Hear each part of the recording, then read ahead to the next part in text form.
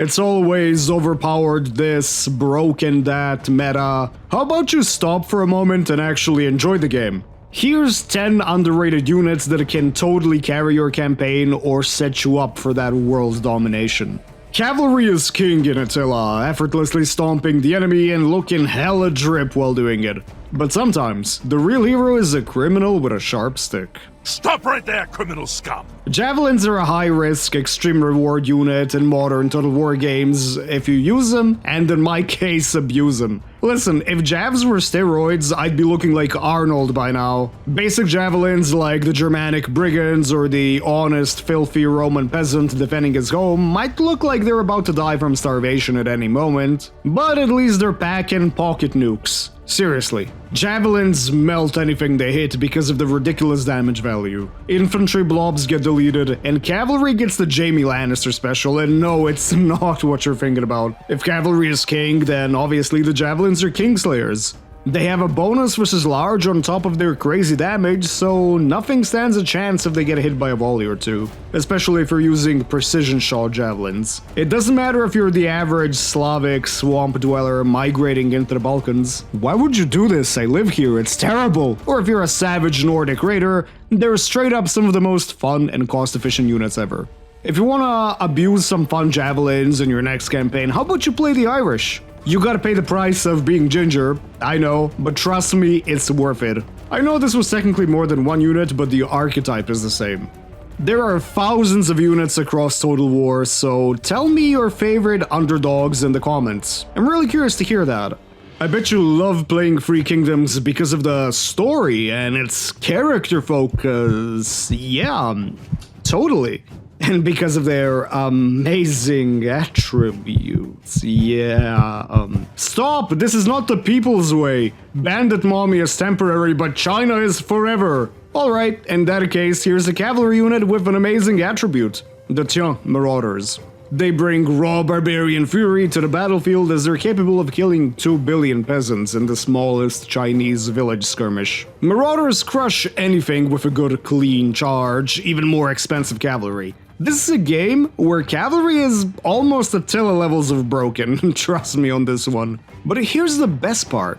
Fatigue is extremely important in Total War. The more tired your units are, the worse they perform. And no Chinese herbal remedy helps with this issue. This unit, like all the Tian cavalry, has fatigue immunity, so you can casually gallop non-stop on the battlefield to bait the enemy, tire them out, or just straight up murder them, because you never get tired. I'm pretty sure they're substance abusing.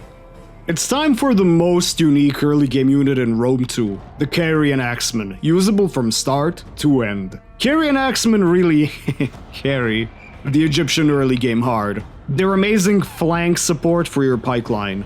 They can skirmish like peltasts because of their light javelins with 80 range. They've got really good health for such a cheap unit, and they have an axe, a very rare weapon type in Rome 2. Carians are the Swiss army knife. No Eastern or Hellenic faction can match them early game, and they scale amazing into late game. They open armor units like tin cans, especially when they rear charge. They can even take out elites as long as they're pinned down by the cheapest pikes or spears. Carians can skirmish, support the cav fights with the jabs and axes, and even poor elephants will drop dead.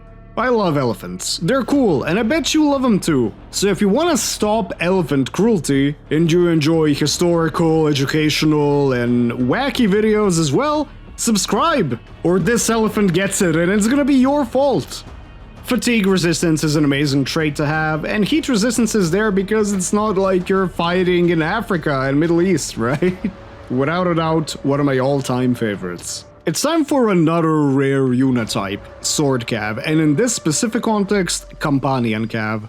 No, not companions. These are companions, and these are companions. Sword Cav is overlooked because usually people just want to go for the multi-purpose units, but companions will cut down infantry like they're wheat. They're recruitable in Magna Graecia, so Sicily and southern Italy, which means a lot of factions can have easy access to elite cavalry early on in the game. This can give you crazy advantage against the AI, or if you're bullying your friend in multiplayer campaigns. They can also take out lower tier cavalry, but they're ideal against infantry. Charge, leave them in, Break a flank, rinse and repeat. And also look really cool while doing that, because italic armor and these helmets, this is just mwah, chef's kiss.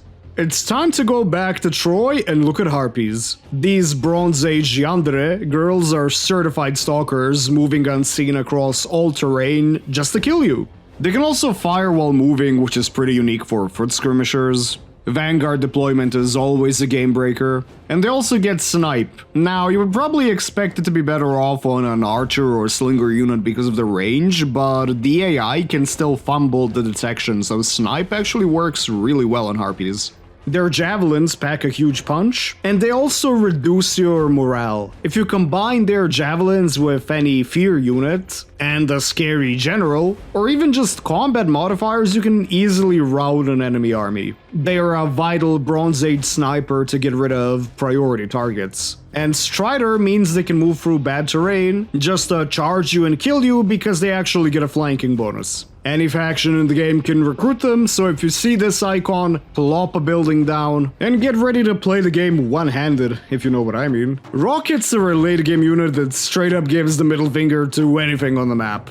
If you want to pull a Godzilla on the rest of Japan, stock up on some rockets, cause these bad boys blow up infantry blobs like it's a 7 Years' War. And cavalry gets destroyed like a joke, look at this. Rockets force the enemy to attack you no matter what, and speaking of attacking, they're great in siege battles. Sometimes, as much as you love auto-resolving, you just have to play a battle out, and rockets are great at destroying castles and forcing you to spend money on repairing them after the battle. Because God forbid a man has a hobby which involves explosions.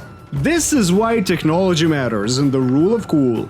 Revolver, Cavalry, and Fall of the Samurai. This unit is a well-known terror in multiplayer, but it sees a lot less use on the campaign, which is a shame. They're capable of hard-carrying battles without breaking a sweat. They delete cav with their revolvers, they're perfect for general sniping, and infantry gets shot like you got a whole squad of Clint Eastwoods on horseback once you position them good. What survives the bullets gets cut down after a good charge. Traditional armies can be fun as hell, but this unit is why you gotta modernize and traumatize the poor old AI. It doesn't matter if you're defending your African or Balkan territories, I see no difference here, or if you're launching a Turkish space colonization program. The Libyan Koglu can blast anything to bits with good use. So this is a tricky unit to use, and I know a lot of players don't like dragoons, but Koglu are worth the extra micro. Sure, they can't fire when mounted because of their GigaChad blunderbuss, so you need to position them carefully on the enemy flanks or rear and just dump your load into the enemy. One good volley can wipe out a ton of infantry or blast cavalry to bits. But they do take a little bit more time to reload.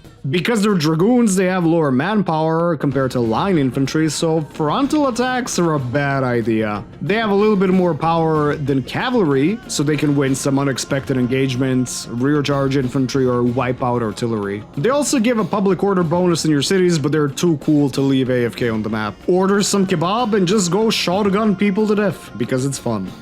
You're in Spain without the S. It's a disaster piece of a faction in Rome Total War. You'd probably have more fun stepping on a rusty nail, unless you cav spam or get a ton of bull warriors. But the humble Scutari, the Walmart version of the Hastari, are here to spice it up for you. Listen, I know they're far from cost efficient, but they're the only option if you want to spam a ton of armies fast, and they're just so fun to use. Watching their precursor javs drop a load of enemies dead before a glorious charge is pretty fun, even though they might run away even if they're winning a battle because their morale is really bad. The Scutari walked so that bull warriors could fly and carry the rest of your game, or cav spam. There's a slightly weaker mercenary version that was recruitable by anybody if you took a little vacation in Spain and wanted a made in China version.